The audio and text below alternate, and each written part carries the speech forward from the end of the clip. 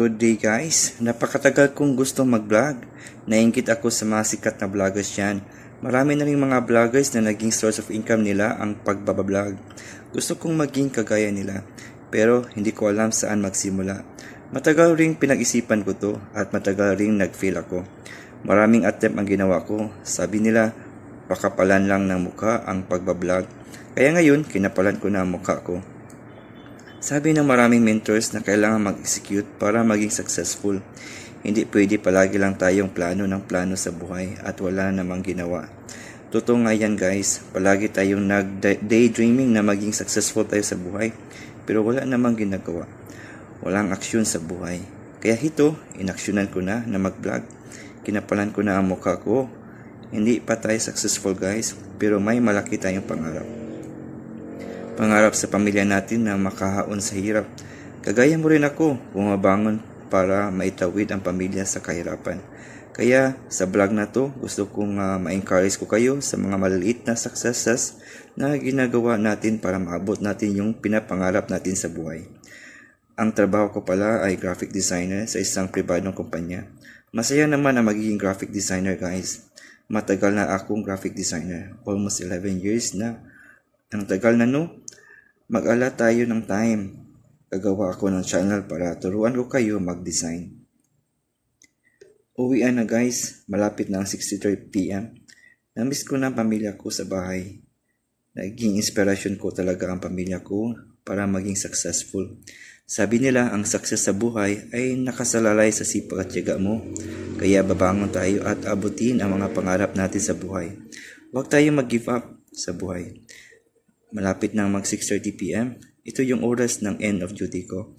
Ganito talaga ang pag-empleyado ka guys. Binabayaran ng iba ang oras mo para gawin ang pangarap ng iba. Tiis-tiis lang muna tayo. Balang araw ang pangarap naman natin ang tutuparin natin.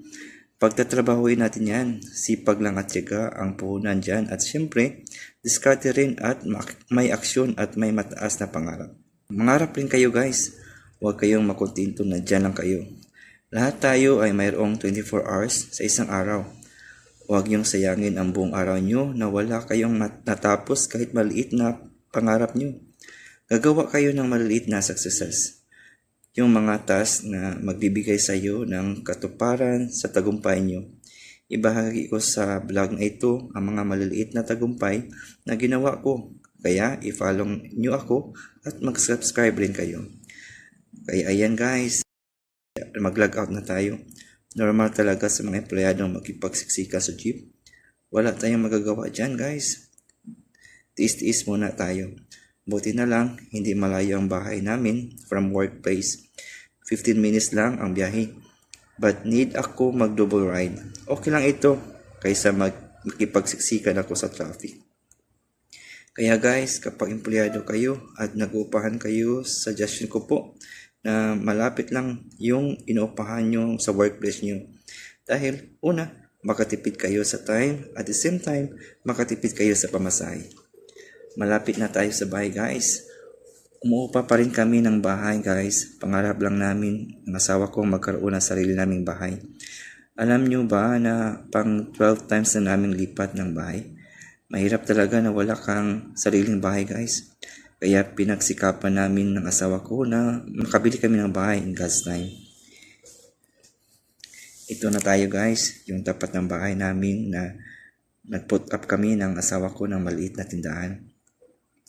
Diner Street ang name ng tindahan namin. Binabalikan sa amin dito yung homemade burgers and fried taco. Ikukwento ko sa inyo sa susunod na vlogs ang mga pinagdaanan namin sa pag-start namin sa business na ito. Subaybay lang kayo guys. Sige guys, papasok na tayo. Kasi naghihintay na yung mga cute kong kiddos. Pawala talaga ng stress yung mga anak mo guys. Yung pagdating mo, tatakbo at ihag ka at magmano. Napakasaya noon, di ba? This is my wife with my 7 months old baby na nasa sinapupunan pa. Pagkatapos ng busy work, bonding time muna with the family. Very important talaga guys, magbigay ng time sa inyong asawa at sa mga anak mo.